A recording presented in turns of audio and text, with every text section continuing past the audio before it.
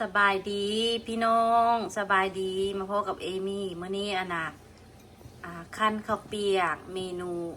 on weekend Hi guys today is on weekend we do something for eat my sister make it สบายดีเอมี่มาโซว่าเอื้อยพี่สาวคนเฮ็ดเส้นข้าวเปียกดีเฮ็ดเพิ่นเอาน้ำใส่แล้วน้ำร้อนใส่แล้ววันนี้เพิ่นสิคั้นคนให้มันเย็นหน่อยนึงก่อนย่านมือมีเนาะของมือมีแต่ว่าอันนั้นมันร้อนอร่อยเลยคนฉันแล้วมันสิเข้ากันว่ามันสิเป็นเส้นงามบ่คนนั้นมีมันเป็นสีคันน้องสาวนี่กินเป็นแต่ว่าคันบุเป็น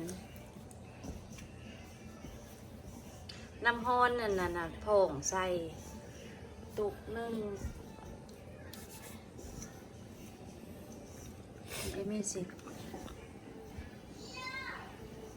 ตุกไปใส่ละตุกผง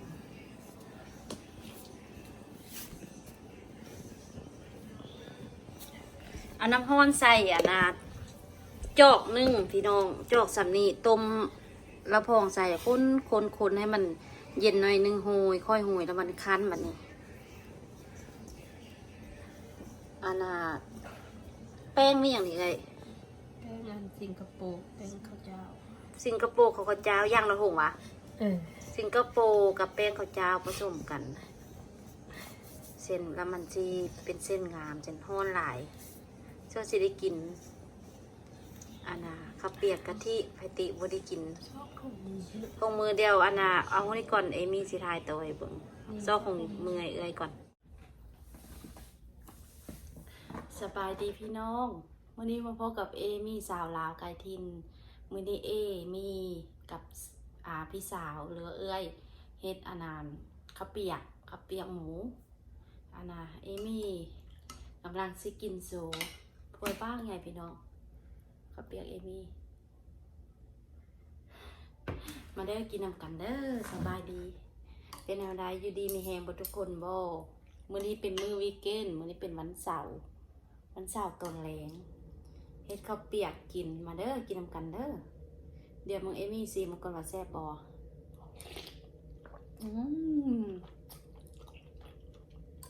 เส้นนุ่มเอื้อยเพิ่นเฮ็ดให้กินเพิ่นมายามเขาเจ้ากินแล้วหมดแล้วเหลือแต่เอมี่มีตีนไก่เด้อพี่น้องเอาตีนไก่ใส่พร้อมลูกซีนข้าวเปียกหมู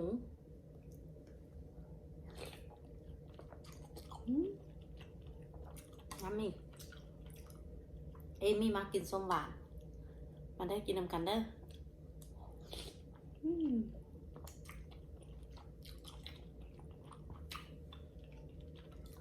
จัดไปเอื้อยคนเฮ็ดเส้นนุ่มๆเฮ็ดเอง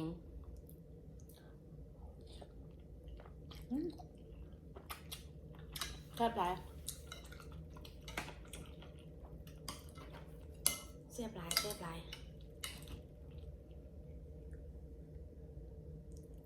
บ่เห็นมันนอก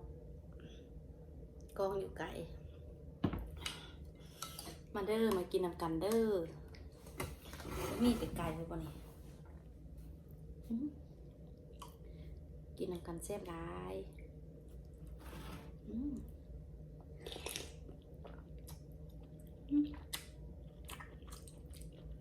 มื้อวานนี้เป็นมื้อวัน Family Happy Thanksgiving Everybody everyone enjoy with family กินเทอร์กี้เนาะเอมี่กินเทอร์กี้เมื่อวานนี้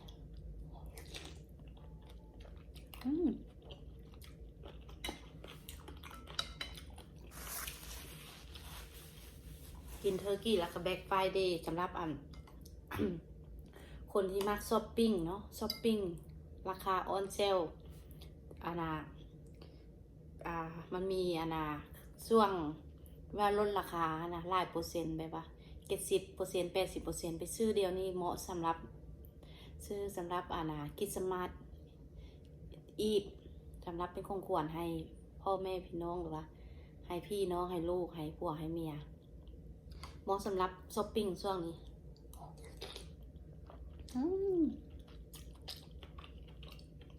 แซ่บหลายลูกชิ้นกินนำกันอืม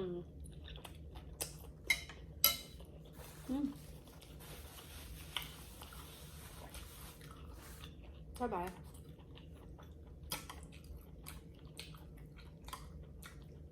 หายหน้าหายตาไปโดนเติบเอมี่บีซี่พี่น้องเอาลูกเอาลูกไปการเนาะบ่มีเวลาก็มาอัปเดตถามสบายดีพี่น้องหมดทุกคน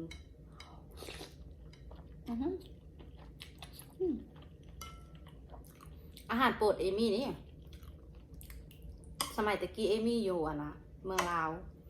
อันนี้แหละข้าวเปียกนี่แหละอาหารแซ่บที่สุดกินคำใหญ่ๆรถพี่น้อง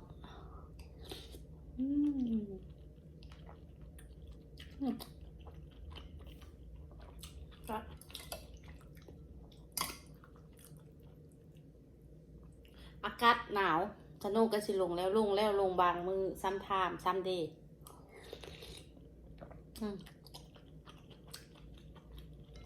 เบิดแล้วดูใบไม้หล่นแล้วสโนว์มาแล้ว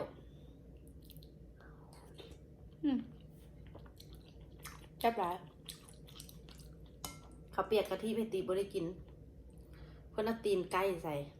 บ่เคยกินครั้งแรกเอาเล็บมันออกไงโยดอยู่แซ่บหลายกินน้ำเอมี่เด้อ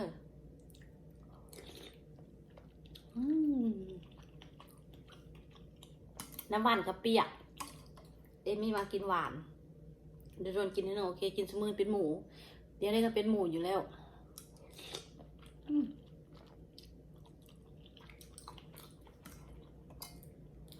เอมี่ยันให้ YouTube ถ่ายวิดีโอก็บ่เก่งค่ะว่าผิดพลาดประการใดขอโทษขออภัยเด้อขอบใจเด้อเบิ่งคลิปเอมี่ขอบใจหลายๆกินข้าวเปียกเอมี่ถ้วยบ้างไงยังพักหลายกินเบิดบนนี่พี่น้องแซ่บได้สิกินให้เบิดนี่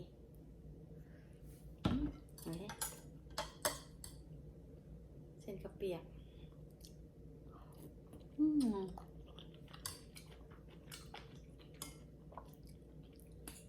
ลูกชิ้น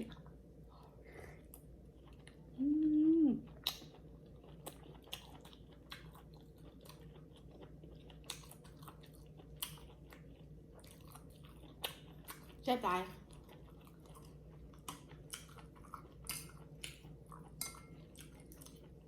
อาหารโปรดเอมี่ข้าวเปียก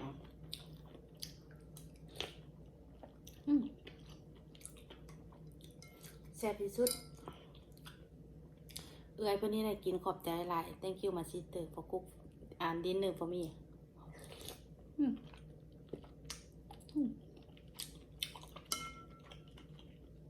กินคนเดียวก็แซ่บได้พี่น้อง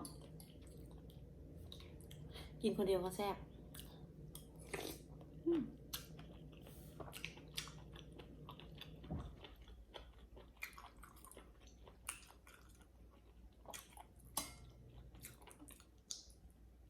เอมี่อยู่รัฐนิวแฮมป์เชอร์เมืองเหนือของ USA เด้อพี่น้องตะกี้เอมี่ก็อยู่เมืองลาวเพิ่งแหละแต่ว่าได้มาใช้ชีวิตอยู่เมืองนอก10 กว่าปีแล้วก็อยากลำบากหน่อยนึงเพราะว่ามันเป็นประเทศบ้านเกิดเมืองนอนเนาะภาษากับภาษาเพิ่นเนาะแต่ว่าสู้พี่น้องสู้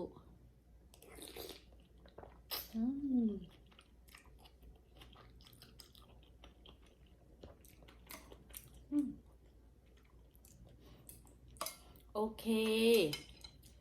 thank you for watching my video thank you ขอบใจหลายๆสำหรับเบิ่งวิดีโอเอมี่เมื่อนาเอมี่มาถ่าย ใส่มาให้วิดีโอหามสบายดีว่าเอมี่สิอัปเดตไม่อย่างลงพามีเวลาเจอกันใหม่ในคลิปหน้าขอบใจหลายๆเด้อเบิ่งคลิปเอมี่เจบายบายบาย